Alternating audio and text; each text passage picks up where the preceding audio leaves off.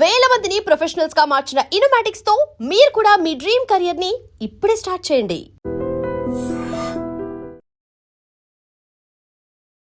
Hi hello నమస్తే, welcome back to our channel. నేను మీ Vaishu.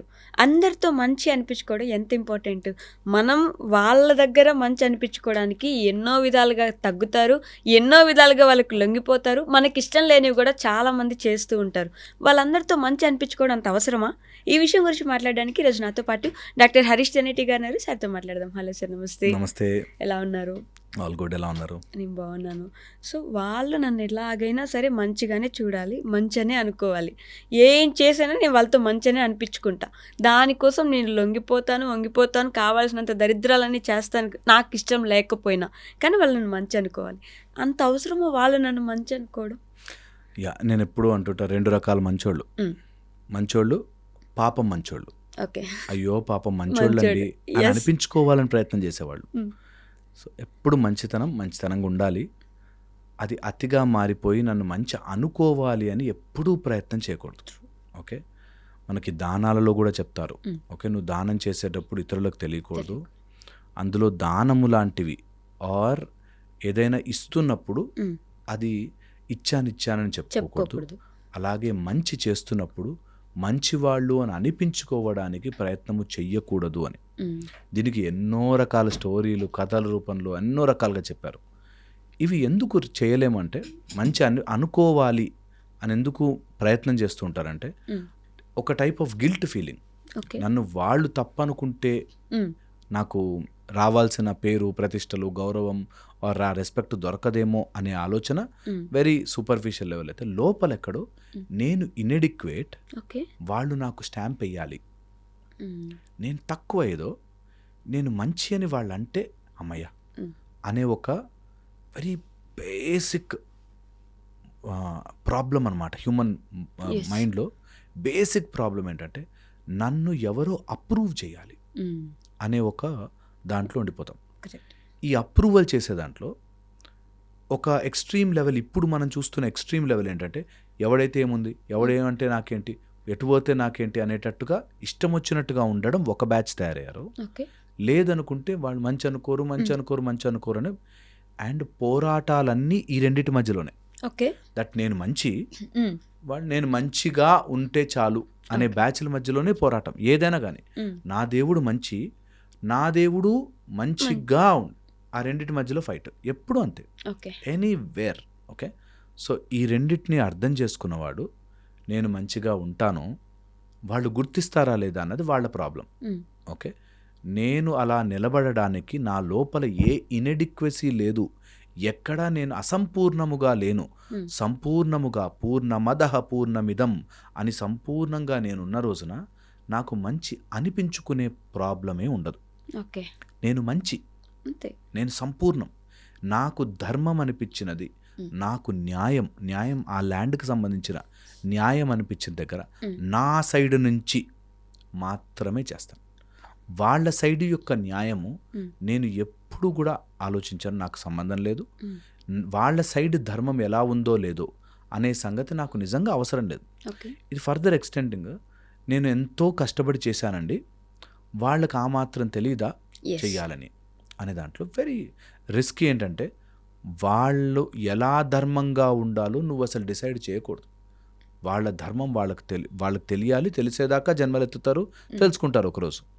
So ఇతరుల ధర్మాన్ని క్వశ్చన్ చేసే హక్కు మనకు ఉండదు. ఓకే, ఇది ఫస్ట్ బేసిక్ లా.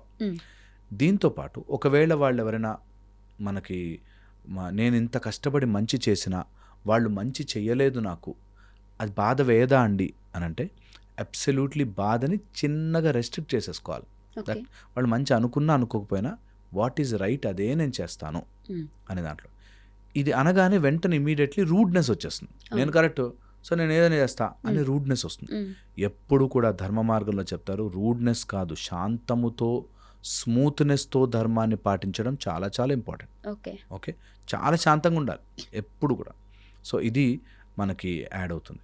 ఇంకొక ఇంపార్టెంట్ పాయింట్, ఒకవేళ మనం ఇలా మంచి అనిపించుకోవాలని ట్రై చేస్తే, ఈ అనిపించుకునే ప్రక్రియలో మనకి ఇగో వస్తుంది. నేను అంత చేశాను కదా, అంటే నేను చాలా గ్రేట్ కదా, వాళ్ళు ఆ మాత్రం చేయట్లేదా, వాళ్ళు ఎంత అధమంలో బతుకుతున్నారు. సో నేను ఒక ఇగో, నేను ఎవరిని మోసం చేయనండి, ఎవరిని అన్యాయం చేయకుండా బతికాను Yes. కాబట్టి బిల్డింగ్ కట్టుకోలేదు అన్నాడు ఒక ఆయన. ఒక ఆయన అవునవును. గవర్నమెంట్ జాబ్ అండి, నేను ఏ చెయ్యి రోజు పెడితే లంచం ఏ తీసుకోలేదు. రోజు లంచం తీసుకోలేదు కాబట్టి ఇలా ఉండిపోయాను. మ్మ్. అంటే లోపల ఎక్కడో బాధ ఉంది, నేను ల- ఇంకా కట్టుకుని ఉంటే బాగుండేది కానీ లంచం తీసుకోను కాబట్టి. మ్మ్. అది మంచితనం ఏమో, వెరీ గుడ్, అలాంటి వాళ్ళు కూడా ఉండాలి. బట్ అది సంపూర్ణము కాదు. కాదు. ఎక్కడో లోపల వాళ్ళంతా బాగుపడ్డది నేను కానీ లంచాలు లంచం తీసుకొని ఉంటేనా. నా అనే దాంట్లో ఉన్నారు ఇంకా. ఎస్. సో అది నేను మంచోడిని లాగా ఉన్నాను కానీ మంచోడిని కాకపోయి ఉంటే ఎంతో గొప్పగా ఉండేవాడిని అనే ఫీలింగ్ అనమాట. సో మంచితనమే గొప్పతనము అని ఫీల్ అవ్వగలిగిన వాళ్ళు గెలుస్తారు. ఓకే. నిజంగా ఇక్కడ గెలవలేకపోయినా అక్కడ గెలుస్తారు అంటారు. అక్కడ గెలిచి ఎవరు చూశారు కదా. ఎగ్జాక్ట్లీ అదే ప్రాబ్లం అందరు. అక్కడ గెలిచేది ఎవరికి కావాలి, ఇక్కడ గెలిచేది కదా కావాలి అని. ఎగ్జాక్ట్లీ, అక్కడ గెలవలేరు కాబట్టి మ్మ్. ఇక్కడ గెలుపుని అసెస్ చేసుకుంటే ఈజియర్. ఎవరైనా ఇలా మంచి అనిపించుకోవడానికి ట్రై చేసి నిజంగానే గెలిచారే అనుకుందాం, ఓకే. ఏం సాధించావు దానివల్ల? What maximum you can get, అరే సూపర్ రా నువ్వు అంటారేమో, ఇంకొక 2 సార్లు పొగుడతారేమో, ఒక 4 శాలువలు ఎక్కువ కప్పుతారేమో, లేకపోతే 4 సార్లు బొక్కేలు పెద్దవిస్తారేమో. ఏమొచ్చింది దానివల్ల? మంచి అనిపించుకునే ప్రయత్నంలో నీ ప్రయత్నం అంతా ఈ 9-10 మంది చుట్టే తిరుగుతోంది. ఈ సృష్టిలో, ఇంత పెద్ద సృష్టిలో, and still ever expanding universe, ఇంకా కూడా సూర్యుడు దూరం వెళ్ళిపోతున్నా, ఇంకా ఎక్స్పాండ్ అవుతూనే ఉంది. సూర్యుడు వెళ్తూనే ఉన్నాడు, దాని చుట్టూ ప్లానెట్స్ వెళ్తూనే ఉన్నాయి, అందులో నువ్వు ఉన్నావు, నువ్వు కూడా వెళ్ళిపోతున్నావు. ఇంత జరుగుతున్నా కూడా నీకు ఆ 9 మంచి అనుకోవాలి, నా కుటుంబము లేకపోతే నా చుట్టుపక్కల వాళ్ళు మంచి అనుకోవాలి అనే దాంట్లో కొట్టుమిట్టాడుతూ ఉంటారు. అంటే ఏమని అంటే మనం ఉండే సమాజంలో కదా, వాళ్ళ మెప్పు కూడా మనకు అవసరం కదా అని అంటారు. అవసరం ఫర్ ఆ అవసరం ఇంకే- తీర్చుకోవడానికి. యా. ఓకే, అందుకే ఎప్పుడు కూడా మనకి అవసరాల కోసం చేసే మంచి ఏదో రోజు బయటపడిపోతుంది. నీకు ఎన్ని రోజులు చేయగల అవసరానికి, ఒక్క స్టేజ్ వచ్చాక నీకు అవసరం ఇంకేంట్రా బాబు ఇది అనిపిస్తుంది. అండ్ నేను ఈ మాట మళ్ళీ చెప్తాను, మంచిగా ఉన్నవాడికి అవసరం అస్సలు పడదు. మంచిగా అనిపించుకున్నవాడికి ఏదో రోజు అవసరం పడుతుంది కాబట్టి ఉంటారు. అండ్ మంచిగా అనిపించుకోవడానికి నిజంగా చాలా స్ట్రెయిన్ అవ్వాలి, చాలా స్ట్రెయిన్ అవ్వాలి, మనసంతా పెట్టి వాళ్ళు ఇలా అనుకుంటారు కాబట్టి అలా చేయాలి, అలా అనుకుంటారు కాబట్టి ఇలా చేయాలి. ఒక ఫాదర్ని చూశాను, కూతురు ఎవరినో ప్రేమించింది, సమ్ కమ్యూనిటీ డిఫరెన్సెస్, వాళ్ళ కోసం పరువు పోతుందో వాళ్ళు ఏమనుకుంటారో అని, అలా అని కూతుర్ని బాధ పెట్టలేక నరకం అనుభవించాడు. ఎందుకు? మా కమ్యూనిటీలో మంచి అనుకోవాలి అనే దాంట్లో. సో అది రైట్ ఆర్ రాంగ్ అని పక్కన పెడితే, నువ్వు అనిపించుకోవాలి అనే ప్రయత్నంలో చాలా స్ట్రగుల్ అవుతావు. ఓకే, మానసికంగా చాలా స్ట్రగుల్ అవుతావు. సో మంచి అనిపించుకునే వాళ్ళు 2 సెపరేట్. అసలు ఆ 9 మన గురించి మంచి ఎందుకు అనుకోవాలి? ఎగ్జాక్ట్లీ. మనం ఇందాక చెప్పుకున్నట్టు వాళ్ళ మైండ్లో నన్ను ఎలా ఊహించుకోవాలో నేను డిసైడ్ చేశా. యా. అలా కాకుండా ఏమాత్రం తప్పు ఊహించుకున్నా నేను తట్టుకోలేను. వాళ్ళ మైండ్లో నన్ను ఒక పెదరాయుడు లాగా ఊహించుకోవాలి అనుకున్నాను అనుకోండి, రోజు నేను ఆ పంచ కట్టుకుని ఇట్లా కండువ తిప్పుకుంటూ తిరగాలి. ఎందుకంత బాధ? వాడు రోజు నన్ను షార్ట్స్లో ఊహించుకుంటాడు, వాడు 2 రోజులు నేను సూట్లో ఊహించుకుంటాడు. సో వాట్ విల్ హ్యాపెన్ అనుకోని కదా అని వదిలితే ఒక 1000 టన్నుల బరువు తీసి పక్కన పెట్టినట్టు ఉంటుంది. ఊహించుకొని వాడి మైండ్లోకి ఎలా నేనెందుకు దూరాలి, నాకేం పని, నేను ఎంత ఉంది సృష్టి, నేను ఎంత సాధన చేసుకోవచ్చు, ఎంత లైఫ్ని ఎలివేట్ చేస్తూ బ్రతకచ్చు, ఈ ఫిజికల్ కాకుండా నేను ఎంత స్పిరిచువల్గా లైఫ్ని చూడొచ్చు అనే విషయం మర్చిపోతారు. మనది ఎంత పెద్ద కుటుంబం, మన పరువు ఏమైపోతుంది నువ్వు ఇలా చేస్తే అని అంటుంటారు. ఇప్పుడు చాలా తగ్గింది యాక్చువల్గా, ఒకప్పుడు ఉన్నట్టుగా ఇప్పుడు లేదు. బెటర్. ఒక పెద్ద ఆవిడ వచ్చారు నా దగ్గరికి, ఏజ్డ్ 70-75 ఇయర్స్ ఉంటాయి. ఓకే. మాటల్లో ఏదో చెప్తూ, మీలాంటి వాళ్ళు అప్పుడే చెప్పి ఉంటే నాకు, నేను అప్పుడే చదువుకునే దాన్ని, ఎందుకో అలా ఆగిపోయానండి, అప్పట్లో మా టైం అలా లేదు, ఇప్పుడు అమ్మాయిలు చూస్తే నాకు సంతోషం అనిపిస్తుంది, చాలా చేశారని. నాకు ఆమె చెప్పిన విధానం, నాకు ఆ టైంకి ఎవరు చెప్పేవాళ్ళు లేకుండా లేకపోతే ఎన్ని బంధనాల్లో ఇరుక్కుపోయి, వాడేమనుకుంటాడు వీడేమనుకుంటాడు, నా పరువు నాదేమవుతుంది, ఇందులోనే వాళ్ళతో మంచి అని అనిపించుకోవాలని చెప్పి. అండ్ ఇక్కడే వస్తుంది ట్విస్ట్. ఈ విషయం తెలిసి నిన్ను నేను మంచి అనుకోవాలి అంటే నువ్వు సరిగ్గా బిహేవ్ చేయని వాళ్ళు ఆడిస్తారు మనని. వాళ్ళే ఆడిస్తారు మనని. ఇక్కడే ఉంది ట్విస్ట్ అంతా. దట్ నువ్వు మంచి అనిపించుకోవాలి, నువ్వు ప్రయత్నం చేస్తున్నావు అనుకుంటున్నావు. కాదు, కీ వాళ్ళ చేతిలో ఉంది. లేకపోతే నేను చెడ్డ అనుకుంటా, జాగ్రత్త. నువ్వేమన్నా అంటే నేను చెడ్డ అనేసుకుంటా. మరి నువ్వు సరిగ్గా బిహేవ్ చేయి, నువ్వు సరిగ్గా బిహేవ్ చేయి, లేకపోతే నేను చెడ్డ అనుకుంటా నా మైండ్లో. తర్వాత నీ ఇష్టం అనేసరికి ఆ ప్రెషర్ చాలా ఉంటుంది, లిటరల్లీ చాలా మందికి ఉంటుంది. ఇలాంటి జాబ్ వస్తుందంటే వాళ్ళు ఏమనుకో అంతే, చాలా గొప్ప పొజిషన్లో ఉన్నాను అనుకోవాలి. ఎంతమంది అమెరికాకు వెళ్ళిన వాళ్ళు, నాకు వెంటబడి అమెరికా అని వెళ్ళిన వాళ్ళు అక్కడి నుంచి వెనక్కి రాలేక ఎప్పుడైనా బాగా మాట్లాడితే పని మనుషులు కూడా ఉండరండి ఇక్కడ, అన్ని మేమే గిన్నెలు దొంగకోవాలని చెప్పిన వాడు ఉన్నారు. సో పాయింట్ ఇస్, పని వాళ్ళు ఉన్నారా లేదా కాదు, you are constantly trying to. అక్కడెక్కడో అమెరికాలో మేము బాగా సెటిల్ అయ్యాము అనే మాట కోసం ఇక్కడ అన్ని వదులుకుని వెళ్ళిన వాళ్ళు, వెనక్కి వస్తే ఏమనుకుంటారో అని వెళ్ళిన వాళ్ళు చాలా మంది. అదే చెప్తున్నదా, మనము మంచిగా అనిపించుకోవడం మొదలు పెట్టింది నుంచి రిమోట్ వాడి చేతిలోకి ఇచ్చినట్టు. వాడిని గాడిస్తాడు, నేను చెడ్డ అనుకుంటా మరి జాగ్రత్త, నేను చెడ్డ అనుకుంటా. ట్రాప్, అది అబ్సల్యూట్ ట్రాప్. అందుకని ఎవరు అనుకోవాలి మంచి, ఈ నలుగురు కాదు, అక్కడ ఒక లెక్క ఉంటుంది అని మనకు ఎప్పుడో చెప్పారు. నీకు చిత్రగుప్తుడు అని కూర్చుని లెక్క రాసుకుంటాడు అని చెప్పారు. సినిమాల్లో కామెడియన్గా చూపించారు, కానీ ఆ సిస్టర్లకి ఒక బ్యూటిఫుల్ మెకానిజం కూడా ఉంది. అతను అందరికీ బ్రదర్ లాగా, అందరి ఆడవాళ్ళకు ఒక మంచి పవర్ఫుల్ బ్రదర్ లాగా అనమాట. అలాంటిది చాలా తప్పుగా చూపిస్తారు. చిత్రగుప్తుడు నోము కూడా చేస్తారు. It is like a brother for every women, very powerful. But anyways మన టాపిక్ అది కాదు. పాయింట్ ఏంటంటే ఆయన లెక్క రాసుకుంటూ ఉంటాడు. ఎంత లెక్క రాసుకుంటాడంటే నువ్వు చేసిన ప్రతి కదలిక, నువ్వు చూసిన చూపు, ఒక bad I will be noted. Okay, ఇంతమందిని ఇలా గమనిస్తారంటారు. అబ్సల్యూట్లీ. అదే చెప్తున్నదా, యూనివర్సల్ ఫోర్స్కి నీకు ఏజెంట్ రెడీగా ఉంటాడు. ఓకే, వాళ్ళ మెకానిజమ్స్ వాళ్ళకు ఉంటాయి. ఓకే, సో నేనేమంటున్నా, ఇది నిజంగా అక్కడ కూర్చుని ఉంటే చూస్తాడా అనే దానికంటే, అది నన్ను నేను డిసిప్లిన్ చేసుకోవడానికి, ఒక మోరల్గా బ్రతకడానికి హెల్ప్ అవుతుంది. వాళ్ళు చూస్తారా లేదా అన్నదే నాకు పాయింట్. సో తప్పు చేయకూడదు, ఎవరిని మోసం చేయకూడదు, ఎప్పుడు అన్యాయం జరగకూడదు, నా చేతి నుంచి అన్యాయం చేయకూడదు. ఓకే, ఇది నా వల్ల ఎవ్వరికీ హాని కలగకుండా, వాళ్ళ వల్ల నాకు హాని జరగకుండా అందరూ హ్యాపీగా ఉండేటట్టుగా బ్రతికితే చాలు. అంటే వాళ్ళు చూస్తారు, లెక్కలేసుకుంటారు అంటే మరి మంచి వాళ్ళకి ఎందుకు మంచి జరగదు అనే క్వశ్చన్ మన టాపిక్స్లో ఇప్పటికి 100 సార్లు వచ్చి ఉంటుంది.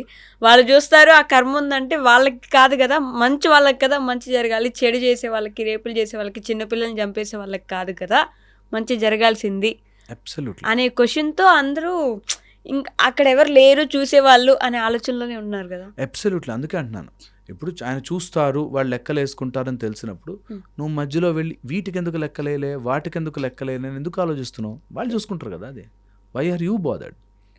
Answer is straight there. That వాళ్ళు చూసుకుంటారు అన్నప్పుడు వాళ్ళే చూసుకుంటారు, నువ్వు మధ్యలో దూరద్దు, అసలు నీకు సంబంధమే లేదు. సో వాళ్ళు మంచి చేస్తారా చెడు చేస్తారా అనేది వాళ్ళ లెక్క. అక్కడ ఉన్నాడు అనుకుంటే, వాళ్ళు చూస్తారు అనుకుంటే, వాళ్ళు ఏం చేస్తారో వాళ్ళకి తెలుసు. అట్లీస్ట్ అంత పొజిషన్లో పెట్టిన వాళ్ళకైతే తెలుసు కదా. సో దాన్ని మరి వాళ్ళు ఎందుకు చూడట్లేదు, వాళ్ళు నా సైడ్ కొంచెం ఎక్కువ చూడొచ్చు కదా, నేను చేసినవన్నీ మంచి లెక్కేసుకోవచ్చు కదా. నువ్వేం లెక్కేసుకున్నావో, ఏం చూసావో, ఏ లెక్కలు వేయాలో వాళ్ళు వేసుకుంటారు. నువ్వు ఇన్వాల్వ్ కాకు, నువ్వు మంచి చేయగలవా, ఉన్న సిచ్యువేషన్లో చేయగలవా, అది చేస్తే మంచి అనిపించుకునే బాధ లేకుండా మంచిగా ఉంటాం. లేకపోతే అనిపించుకోవాలనే దాంట్లో పడి పడి పడి పడి నిజంగా నలిగిపోతారు. అండ్ ఇవన్నీ చెప్పాక ఒక మాట చెప్తాను, లోపల ఎక్కడో ఇన్హరెంట్లీ మనకి తెలిసిపోతుంది, అది మాత్రం ఉంటుంది, లోపల మాత్రం పక్కా ఉంటుంది, పక్కా తెలిసిపోతుంది దట్ ఐఎమ్ డూయింగ్ రాంగ్, ఇది అనిపించుకోవడానికి ప్రయత్నం చేస్తున్నాను. అండ్ ఆ షాకిల్ బ్రేక్ అవ్వాలి అంటే, నేను నా బుక్ ద అన్షాకిల్డ్ మాంక్ అని రాసా. అందులో ఎంట్రైన్మెంట్ అనే కాన్సెప్ట్ ఉంటుంది. అట్లాగే మన చుట్టూ అట్లా బంధనాలు మనం ఏర్పరచుకుంటాం కదా, ఆ బంధనాలన్నింటినీ ఒక్క ఆలోచనతో, ఎవడేమన్నా అనుకోని బాస్, నేను సత్యము వైపు ఉంటాను, 3 విషయాలు కంపల్సరీ ఫాలో అవుతాను, మనస వాచ కర్మణ సేమ్ అలైన్మెంట్లో ఉండాలి. నేను మనసులో అనుకున్నది మాట ద్వారా వచ్చేది చేతల ద్వారా సేమ్ ఉంటాయి. ఓకే. అది ట్రై చేస్తాను. ఓకే, అంతే. ఇంకెవ్వరిని ఇంప్రెస్ చేయడానికి లేదు నా పని. And that will become your superpower. మంచివాడిని గుర్తిస్తారు, మంచి అనుకోవాలి అనుకునేవాడిని అయ్యో గుర్తించినట్టుగా చేస్తారు. అయ్యో పాపం మంచోడు. పాపం మంచోడు అని ఉండిపోతారు. నేను పాపం నేనెంత కష్టపడ్డానండి, నేనెంత మంచివాడినండి అని చెప్తున్నారంటే నువ్వు ఎక్కడో లోపల ఆ మంచికి కొంచెం లంచం వస్తుంది అనుకుంటున్నావు. మంచి వల్ల పుణ్యాలు వస్తాయి నాకు, నేను ఎంజాయ్ చేస్తా పైన అనే మంచి కోసం ట్రై చేస్తే తెలిసిపోతుంది. ఓకే. నేను దానం చేస్తే అక్కడెక్కడో నాకు హెల్ప్ అవుతుంది, చేసేయాలి బా, ఏం హెల్ప్ చేస్తాం అనేటట్టుగా ఉండాలి. మనస్ఫూర్తిగా ఇవ్వగలగాలి, మనస్ఫూర్తిగా చేయగలగాలి. ఏదో పుణ్యం వేస్తాడనో కౌంటర్లో లెక్కలు రాసుకుంటాడనో కూడా కాదు. ఓకే. నేను చేస్తా, ఆయనకు తెలుసు కదా ఏం వేయాలో, వేస్తాడు, అంతే. That's the easiest method. Hope ఇది అర్థం కావాలి. Thank you.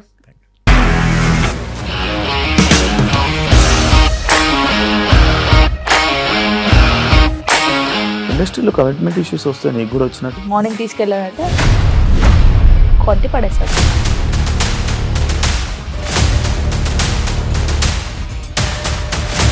ఒక్కళ్ళు కూడా చూడలేదు ఈ సినిమా అని చెప్పడానికి కూడా చాలా ధైర్యం కావాలి. అది నిజం కదా, దాంట్లో ధైర్యం ఏంటి? ఇది నెక్స్ట్ డే ప్లేట్ మార్చేస్తే తప్పు కదా. As of now we are comfortable this అని నేను అనుకుంటున్నాను. రష్మిక గారిది మీది ఒకే ఊరు అంట కదా.